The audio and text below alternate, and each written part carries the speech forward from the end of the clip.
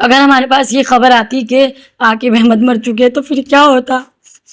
हमारा सब कुछ बर्बाद कर दिया उन लोगों ने। हमें इंसाफ मिलना चाहिए।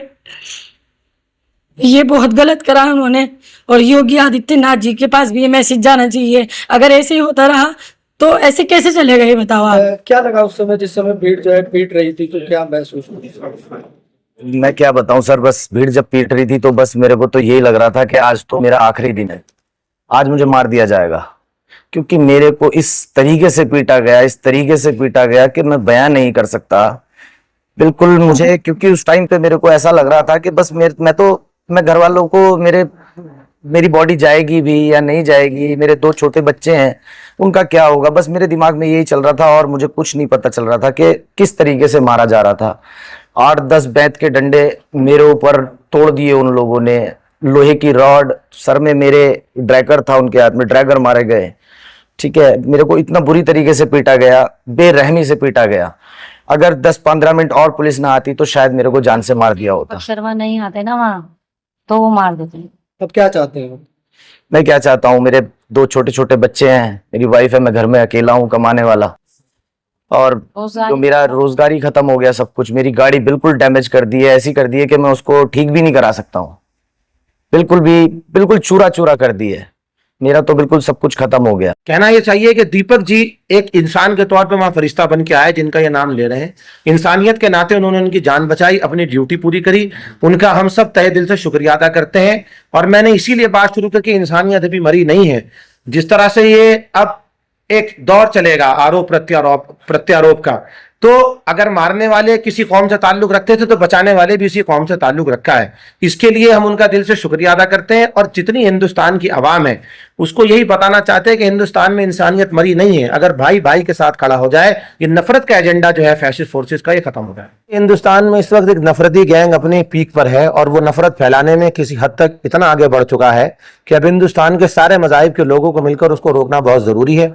अगर हिंदुस्तान के लोगों ने इनके खिलाफ कोई स्ट्रिक्ट एक्शन नहीं लिया तो मुझे ऐसा लगता है कि पूरा हिंदुस्तान नफरत की आग में जलने लगेगा। वो दिन बहुत दूर नहीं है। और गंगा जमनी तहजीब को हिंदुस्तान की खत्म करने की एक बहुत बड़ी प्लानिंग है। और कॉम्पोजिट कल्चर को नेरली तोड़ने में ये लोग कहीं ना कहीं कामयाब होते नजर आ रहे हैं।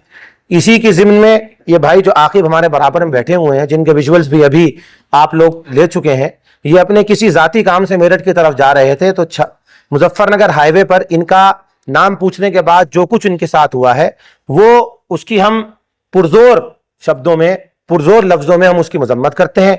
और उत्तर प्रदेश के वजीर आला जनाब योगी आदित्यनाथ से इस प्रेस कॉन्फ्रेंस के जरिए से यह गुहार लगाते हैं कि अब उनका बुलडोजर कहां चला गया, अब ऐसे लोगों पर बुलडोजर कहां चलेगा। क्यों selective implementation of the law हो रहा है? बार बार हम उत्तर प्रदेश हुकूमत से, योगी आदित्यनाथ जी से यही गुहार लगाते हैं, यही हमारी उनसे प्ली है कि इस मामले की जितना ये मामला संगीन है उसको समझा जाए। और यूपी पुलिस को, DGP Uttar Pradesh, ADG zone Meerut, SSP DIG range Saharanpur और एसएसपी मुजफ्फरनगर को जल्द से जल्द ये ऐसे आदेश निर्देश जारी करें कि इन लोगों के खिलाफ सख्त से सख्त कार्रवाई हो सके। मेरा नाम है आलिया सिद्दीकी, आकिब अहमद की वाइफ हूँ मैं। हाँ, क्या कहेंगे? मैं सिर्फ इतना कहना चाहती हूँ, आपने आज तक सुना कि किसी हिंदू को मारा है वहां पर? या हमारा मुसलमान होना गलत है, हिंदुस्तान में रहना गलत है हमारा? इस तरीके से किसी को मारना, ना साइड लगी ना कुछ लगी। रोकते, पूछते पहले कि क्या हुआ है क्या नहीं हुआ। आपने गाड़ी रोकी, नाम पूछा और मारना शुरू कर दिया। ये इंसानियत है? बताओ। और मैं ये हिंदू को बुरा नहीं कह रही। एक हिंदू ऐसा ही दीपक शर्मा आए, अगर वो इनकी जान ना बचाते तो उन्होंने तो मार दिया था इन्हें। मेरी 2 छोटी छोटी बच्चियां थी, कौन उनका सर पे सहारा बनता? एक मेरी इनकी माँ है, इनके सर पे लगी हुई, एक हमारी जिम्मेदारी है। ये बताओ, किसी के साथ अगर ऐसा करें तो कितनी गलत बात है। अगर हमारे पास ये खबर आती कि आकिब अहमद मर चुके तो फिर क्या होता। हमारा सब कुछ बर्बाद कर दिया उन लोगों ने। हमें इंसाफ मिलना चाहिए। ये बहुत गलत करा उन्होंने। और योगी आदित्यनाथ जी के पास भी ये मैसेज जाना चाहिए। अगर ऐसे ही होता रहा तो ऐसे कैसे चलेगा ये बताओ आप। हमारे तो पैसे भी मार लिए, हमारा कोई सहारा नहीं है इनके अलावा। अगर ये भी मर जाते तो क्या होता है बताओ। एक शमशाद नाम का आदमी, उसने हमारे जमीन के पैसे खा लिए। इंसाफ मिलेगा या नहीं? योगी जी से बुलडोजर चलेगा या नहीं? बस ये पूछना चाहती हूँ मैं, इसके अलावा मुझे कुछ नहीं कहना। द्वारा कार्रवाई या शासन द्वारा कार्रवाई पर क्या कुछ कहेंगे?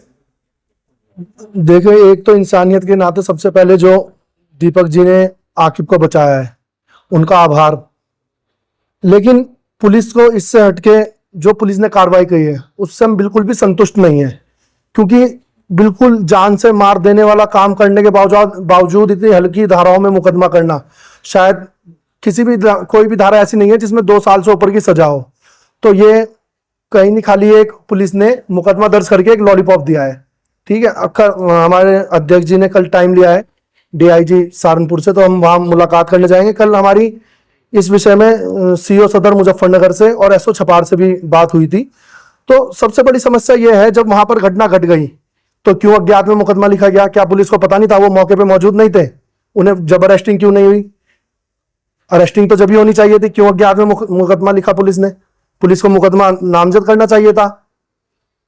और एक आदमी गरीब, जिसकी मतलब एक ही गाड़ी थी, वो भी किसी की मांग के ले गया, टैक्सी चलाता है, उसकी गाड़ी खत्म कर दी, कोई रोजगार नहीं बचा, 2 बच्चे हैं छोटे छोटे, उसकी जिम्मेदारी कौन लेगा?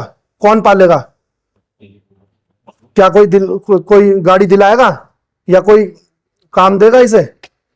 एक खाली नाम पूछ के टारगेट करना एक कम्युनिटी को, ये बहुत गलत है। इसमें सब लोगों को मिलजुल के इसके खिलाफ लड़ना पड़ेगा, नहीं तो आने वाले समय में ये बहुत ज्यादा और ज्यादा बढ़ेगा।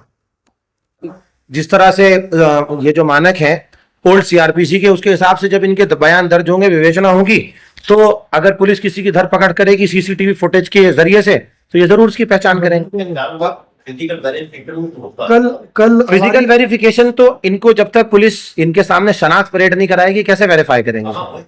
हाँ, वो तो इन्वेस्टिगेशन का पार्ट है, that is the job of the police.